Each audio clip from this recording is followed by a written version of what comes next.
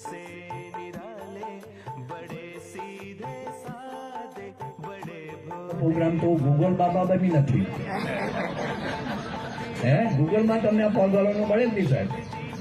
એ અમારું રિસર્ચ છે, અમારું સુનિલભાઈ નું રિસર્ચ છે કે 20 મિનિટ પગ હલાવો, તમારા ખોળામાં બાબો સૂતો છે ને કેમ સુઈ જા, શું કહેવાનું સુઈ જા.